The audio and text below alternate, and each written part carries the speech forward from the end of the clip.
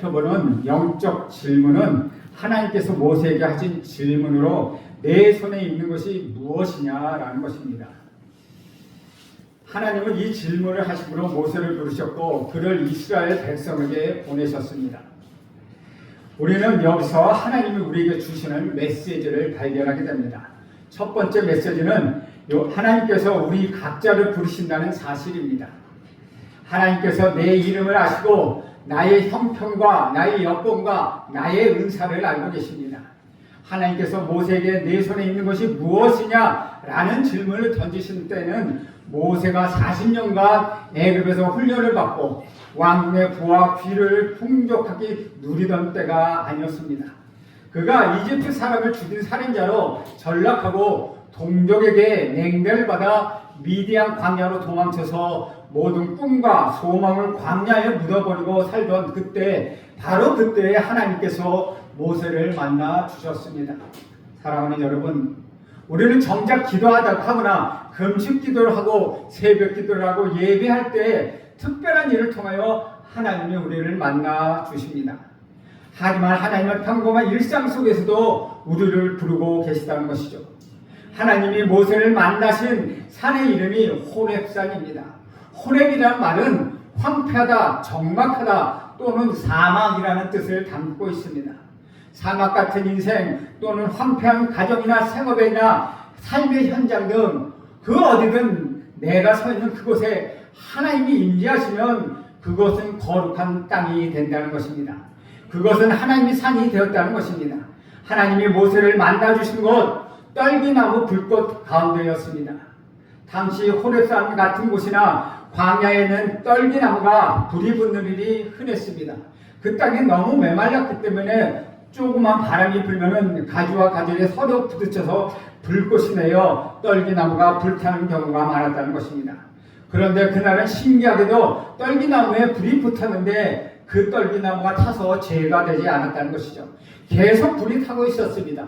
그래서 모세가 너무나도 신기해서 다가갈 때 자기를 부르시는 하나님을 만났습니다. 단순히 떨기나무에서 불이 붙어서 모세가 다가갔다가 하나님을 만난 것이 아닙니다. 불이 붙었는데 그 다 없어지지 않기에 신기해서 그것을 보러 갔다가 모세가 하나님을 만난 것입니다. 이 떨기나무는 광야에서 널리 있는 보잘것없는 가시 떨기나무입니다. 쓸모가 많은 백향나무나 상수리나무 같은 나무가 아니라 잘해봐야 땔감 정도로 쓰일 수밖에 없는 나무, 그 나무가 가시 떨기나무입니다. 이것은 마치 초라한 우리 인생과도 같다는 것입니다. 하나님의 모세에게 초라한 그의 인생, 황폐한 이스라엘 백성의 그 삶을 가시나무 떨기를 통하여 시각적으로 보여주신 것입니다. 성경 곳곳을 살펴보면 불이 임하다는 표현이 나옵니다. 이 말은 하나님의 강력한 인재를 뜻합니다. 여기 호렙산에도 하나님은 불 가운데서 임재하셨습니다. 이 떨기나무에 붙은 불은 나무를 태우기 위한 불이 아니라 모세로 하여금 하나님의 사람으로 거듭나게 하는 불, 성령의 불이었다는 것이죠. 사도행전을 보면 오순절에 120명이 마가의 다락방에 기도할 때 성령의 불이 임했습니다. 그 성령의 불이 성도들의 가슴을 태우고 그들의 죄를 태워버렸습니다. 예루살렘을 탄 성령의 불길이 사마리아를 불태우고 유대를 불태우고 더 나아가서는 로마 제국 전 지역을 불태웠습니다. 그 불은 끌 자가 없었습니다. 핍박도 조롱도 죽음도 끄지를 못했습니다. 성령의 불은 순교의 현장에서도 계속 타올랐습니다. 135년 전 하나님은 한국 이 땅에 성령의 불을 내려주셨습니다. 하나님의 은혜로 1903년 원산에서 1907년 평양 대봉에서 성령의 불이 임했습니다.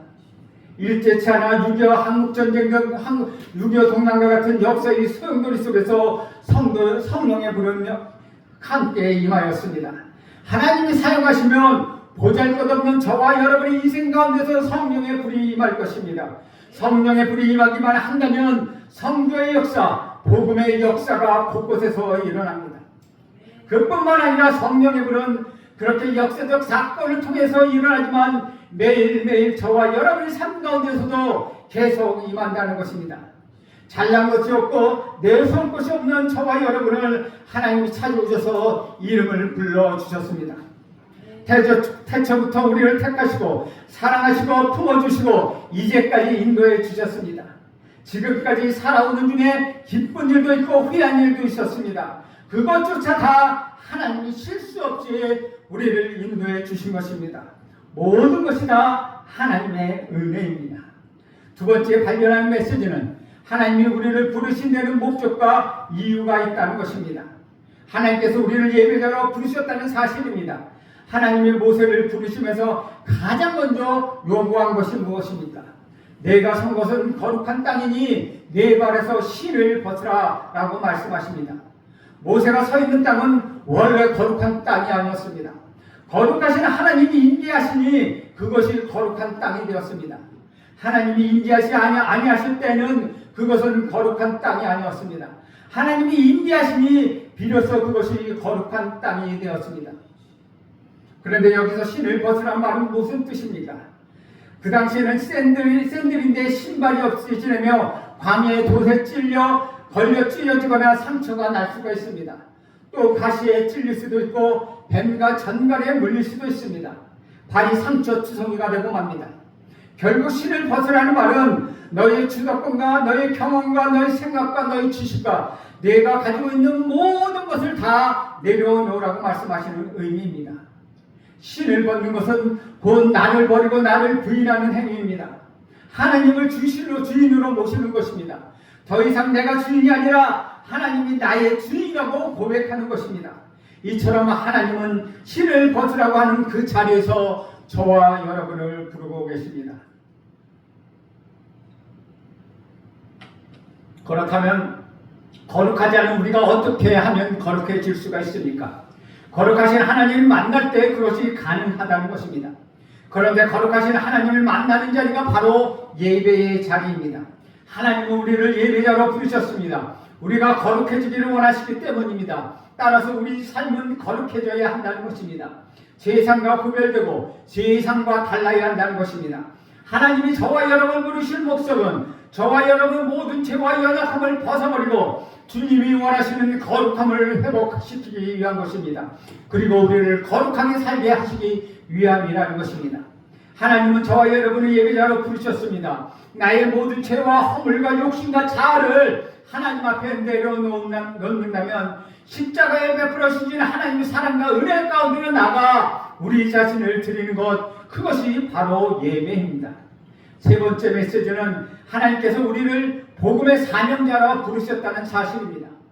왜 하나님은 모세를 찾아와 부르셨습니까?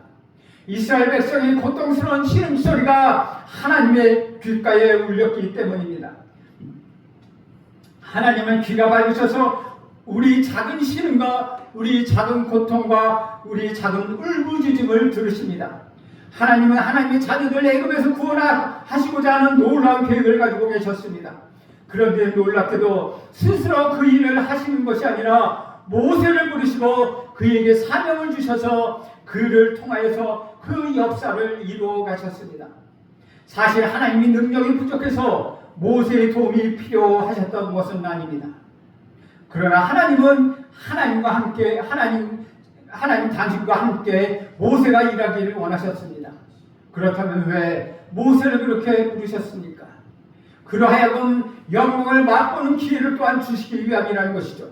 사실 모세의 아론이 왜 제사장이 시초가 되었는지 여러분 아무도 그 일을 알 수가 없습니다.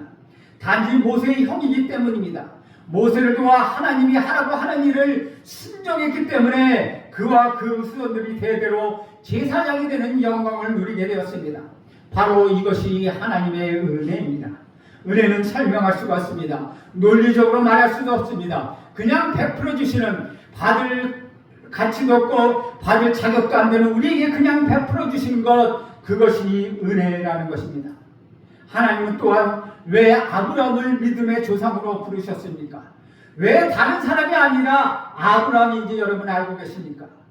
분명한 것은 아브라함이 순종했기 때문에 믿음의 조상이 되었다는 것입니다. 기회를 주실 때 순종하면 믿음이 사람이 된다는 것입니다. 사랑하는 여러분, 하나님 왜 여러분을 자녀로 삼으시며 왜 여러분에게 생명을 주셔서 살게 하셨습니까? 그것은 무언가 사명이 있기 때문입니다. 특히 이 땅에서 복음을 전하는 사명 때문이라는 것입니다. 죽음과 죄와 심판과 저주 가운데 놓인 영혼들을 구원하는 일을 위하여 여러분들을 사명자로 복음의 사명자로 부르셨다는 것입니다. 선교주에 나가 있는 선교사들만 선교사가 아니라 여러분 각자가 모두 복음을 전하는 선교사로 사명을 부르셨다는 것입니다. 하나님의 사람으로 영적 리더십을 발휘하여 이스라엘 백성을 인도한 모세와 같이 하나님이 주신 생명과 그 소유와 은사로 복음을 전하라고 하는 것, 그것이 여러분의 사명이요 저의 사명이라는 것입니다. 온 천하에 복음을 전하라고 하시는 주님의 비전은 그리스도인이 우리에게 선택사항이 아니라는 것입니다. 그것은 하나님의 소원이며 하나님의 열정이며 또한 우리의 사명인 것입니다. 하나님의 부르심 앞에서는 그러면 모세는 어떻게 반응했습니까? 1절을 보면 모세가 대답하여 이르되 그러나 그들이 나를 믿지 아니하면 내 말을 듣지 아니하고 이르기를 여호와께서 내게 나타나니 아니하셨다 하리이다. 모세는 이스라엘 백성이 자기를 믿지 않고 자기 말을 듣지 않으며 의심할까봐 두려워하였습니다. 그때 우리 하나님이 질문하십니다. 2절입니다. 여호와께서 그에게 이르시되 내 손에 있는 것이 무엇이냐? 그가 이르시되 지팡이니이다. 하나님 모세에게 내 손에 있는 것이 무엇이냐고 물어보지 않았습니다. 내 손에 있는 것이 무엇이냐라고 물으셨다는 것입니다. 내 손에 없는 것을 물어보신 것이 아니라 너에게 있는 것이 무엇이냐고 물어보고 계시다는 것이죠. 하나님은 오늘 우리에게도 똑같이 내 손에 있는 것이 무엇이냐고 물으십니다. 그런데 우리는 가지고 있지 않은 것, 내 손에 없는 것만 생각합니다. 하나님이 부르실 때 하나님 나는 지식이 없습니다. 나는 돈이 없습니다. 시간이 없습니다. 능력이 없습니다. 또한 학벌도 없습니다. 가진 것도 없습니다. 라고 변명합니다. 그런데 하나님은 내 손에 있는 것이 무엇이냐 하며 우리가 가지고 있는 것이 무엇이냐고 묻고 계시다는 것입니다. 그런데 우리는 나는 이것도 없고 저것도 없고 없는 것만 생각한다는 것입니다. 하나님은 나에게 없는 것을 요구하시지 않으십니다. 하나님은 없는 것을 결코 요구하시는 그런 분이 아니시라는 것입니다. 하나님은 하나님께서 이미 우리에게 주신 것, 그것을 사용하기 원하신다는 것이죠. 마가복음 6장 37, 38절을 보면 이렇게 기록합니다. 대답하여 이르시되 너희가 먹을 것을 주라 하시니 여짜오되 우리가 가서 200데나리온의 떡을 사다 먹으리까? 이르시되 너희에게 떡 몇 개가 있는지 가서 보라 하시니 알아보고 이르되 떡 5개와 물고기 2마리가 있더이다. 마태, 마가, 누가, 요한복음이 유일하게 모두 함께 기록한 기적의 사건이 바로 이 오병이어의 사건입니다. 그런데 놀라운 오병이어의 기적도 아무것도 없는 것에서 일어난 것이 아니라는 것이죠. 작은 어린아이가 가지고 있는 보잘것 없는 도시락을 사용하셨다는 것입니다. 사실 그 많은 사람들 중에서 어찌 이 어린아이만 도시락을 싸가지고 왔겠습니까? 4만 명이나 되는 2만 명이나 되는 모든 사람들이 아마도 도시락 싸온 사람 이 아이 말고 다른 사람도 있었을 것입니다. 그런데 다른 사람은 모두 자기 것을 옮겨주었을 때 이 작은 어린아이가 드린 작은 도시락에서 오병이어의 기적이 시작되었다는 것입니다. 보리떡 5개와 작은 물고기 2마리, 어린아이가 먹어도 배가 부를까 말까 한 정도의 양이었습니다. 그런데 예수님은 가서 알아보라고 말씀하십니다. 예수님은 무에서 유를 만들어내는 창조주 하나님이십니다. 그런 능력이 있으셔서 여기에서도 아무것도 없는 데서 뚝딱 나오라고 하시는 능력이 있으셨습니다. 그런데 놀랍게도 너에게 무엇이 있는지 알아보고 가져오라고 말씀하십니다. 그리고 갖고 온 것은 형편없는 작은 아이의 도시락이었습니다. 요한복음에서 보면 안드레가 그 아이를 데리고 와서 이것이 있기는 있는데 요것밖에 가지고 무엇을 하겠습니까? 라고 이야기한다는 것이죠. 이 작은 도시락을 가지고 무엇을 하시겠습니까? 라고 말했다는 것입니다. 말도 안 된다는 것입니다. 그런데 그것을 가지고 우리 예수님은 놀라운 기적을 일으키셨습니다. 하나님의 모세의 손에 찾으신 것은 그가 평상시에 들고 다니는 볼품없는 지팡이였다는 것이죠. 목자라면 다 들고 다니는 평범한 지팡이였습니다. 그런데 하나님은 바로 그 지팡이를 사용하시길 원하셨다는 것이죠. 모세의 손에 들려있는 지팡이에 그 지팡이에서 어떤 일이 일어났습니까? 3절과 4절을 봅니다. 여호와께서 이르시되 그것을 땅에 던지라 하시매 곧 땅에 던지니 그것이 뱀이 된지라. 모세가 뱀 앞에서 피하매 여호와께서 모세에게 이르시되 네 손을 내밀어 그 꼬리를 잡으라. 그가 손을 내밀어 그것을 잡으니 그의 손에서 지팡이가 된지라. 모세가 하나님의 말씀대로 지팡이를 땅에 던지매 아마도 그 뱀이 되었는데 아마도 그 뱀은 코브라, 맹독성인 코브라였을 것입니다. 뱀의 꼬리를 잡으라고 하셔서 잡으니까 다시 지팡이가 되었습니다. 그런데 생각해 보시죠. 보통 뱀을 잡을 때는 머리부터 잡아서 제압하는 것이 옳지 않습니까? 그런데 꼬리를 잡으면, 그렇게 꼬리를 잡으면 뱀이 확 돌아서서 물 수밖에 없는 아주 위험한 상황입니다. 모세는 광야에서 수없이 수많은 뱀을 보았기 때문에 그것을 몰랐을 리가 없습니다. 당연히 뱀을 잡을 때 머리부터 잡아서 제압해야 함을 그는 알고 있었습니다. 그런데 모세는 하나님께서 자신의 상식과 경험에도 맞지 않는 요구를 하셨을 때 놀랍게 그 말씀에 순종하였습니다. 이것을 보면 나중에 모세가 보낼 만한 자를 보내시옵소서를 하는 뜸을 들이는 것이 무조건 불순종이 아니라 나 같은 자가 정말 가도 됩니까? 나 같은 살인자가 도망자인 내가 나 같은 사람이 위대한 하나님의 쓰임을 받을 수 있습니까? 라는 자신의 생각이었다는 것이죠. 불순종이라고 마음먹은 게 아니라고 생각할 수 있다는 것입니다. 이것이 하나님의 말씀을 따르며 하나님의 놀라운 기적을 체험하게 된다는 것입니다. 뱀은 당시에 애굽 왕의 왕권을 상징했습니다. 따라서 하나님이 모세에게 뱀이 된 지팡이를 잡으라고 하신 말씀은 애굽의 왕권도 하나님의 손안에 있다는 것을 보여주신 것입니다. 하나님께 순종만 한다면 애굽의 왕권도 아무것도 아니라는 것입니다. 하늘과 땅의 모든 것은 하나님의 것입니다. 우리 생명을 비롯하여 저와 여러분의 삶의 모든 것 다 하나님께로부터 왔습니다. 흔히 하는 말이 빈손으로 왔다가 빈손으로 간다고 말하지 않습니까? 태어날 때 아무것도 없이 왔고 죽을 때도 빈손으로 갑니다. 그런데 하나님은 우리가 사는 동안 얼마나 많은 것을 우리에게 주셨습니까? 주 안에서 살아가는 여러분, 하나님은 오늘 여러분에게 네 손에 있는 것이 무엇이냐고 물고 계십니다. 여러분은 각자 가진 것이 다르고 처한 환경과 여건이 다릅니다. 그런데 여러분이 무엇을 가지고 하나님께 헌신할 수 있습니까? 어떤 사람은 하나님 제 손이 정말 아무것도 없음이라고 말씀드립니다. 사랑하는 여러분 그것이 똑똑하게 사는 것입니까? 그것이 정말 행복한 인생입니까? 그것은 너무나도 불행한 인생이라는 것입니다. 왜냐하면 영원하고 무한하신 하나님께서 아주 제한적으로 유한한 존재인 여러분에게 영원한 상을 쌓을 기회를 주셨다는 것입니다. 그런데 그것을 거부하는 것이기 때문에도 너무나 불행하다는 것입니다. 그런데 가끔 정말로 가진 것이 아무것도 없을 때가 있습니다. 그런데 그런 순간에도 우리가 드릴 것이 있다는 것입니다. 나의 시간을 드리는 것입니다. 나의 몸을 드리는 것입니다. 쉬운 예로 내가 열심히 기도하는 일을 드리는 것입니다. 유명한 아프리카의 선교사였던 영국의 데이비드 리빙스턴이 어렸을 때 예배 중 헌금 시간에 하나님께 드릴 헌금 작은 돈 하나가 전혀 없었습니다. 그래서 그는 헌금 바구니 안에 자기가 들어가 자기 인생을 주님께 드리겠다고 했습니다. 오랜 후에 리빙스턴은 그때의 회상하며 이렇게 고백합니다. 그때 나에게는 정말 돈 한 푼도 없었지만 하나님께 정말로 내 몸을 드리고 싶었다. 그런 어린아이였다는 게 얼마나 귀한 마음입니까? 사실상 내 손에 있는 것이 무엇이냐 하시는 우리 하나님의 질문에 대하여 아무것도 드릴 것이 없다고 할 수 있는 사람은 아무것도 없다는 것입니다.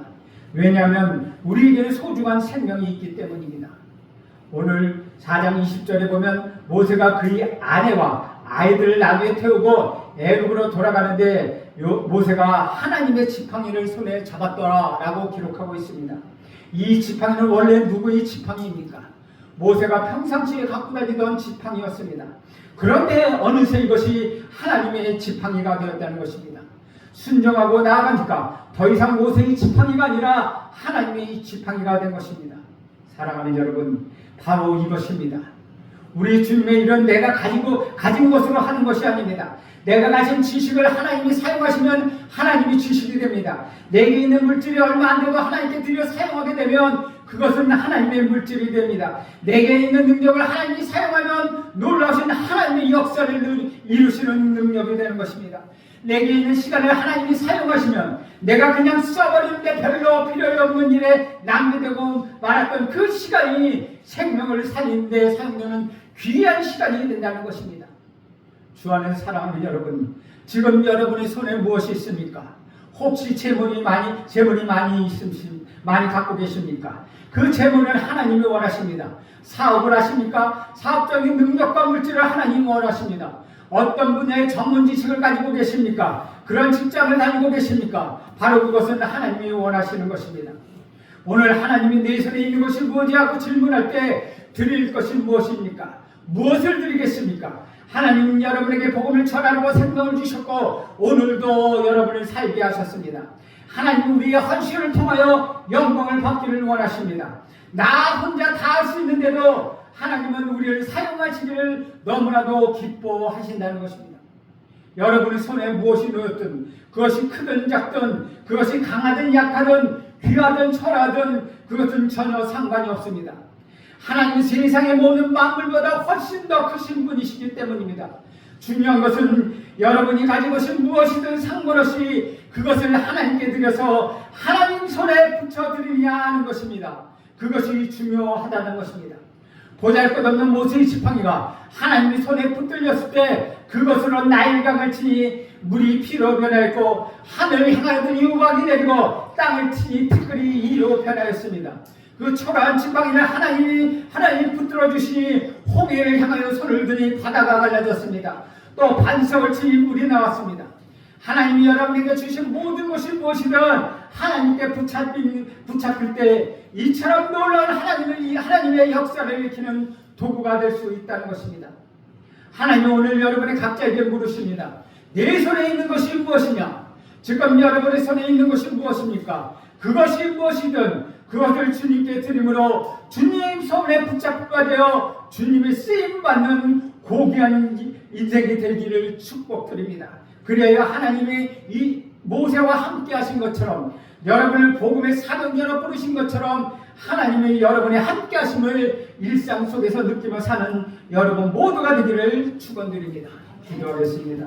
하나님 아버지, 오늘도 모세에게 물으신 것처럼 내 손에 있는 것이 무엇이냐고 말씀하실 때 하나님 우리 시간을 드리겠습니다. 우리의 몸을 드리겠습니다. 우리의 재물을 드리겠습니다. 우리의 능력과 우리 시간을 드리겠습니다 라고 대답할 수 있는 우리 모두가 되게 하옵소서. 예수님의 이름으로 기도합니다. 아멘.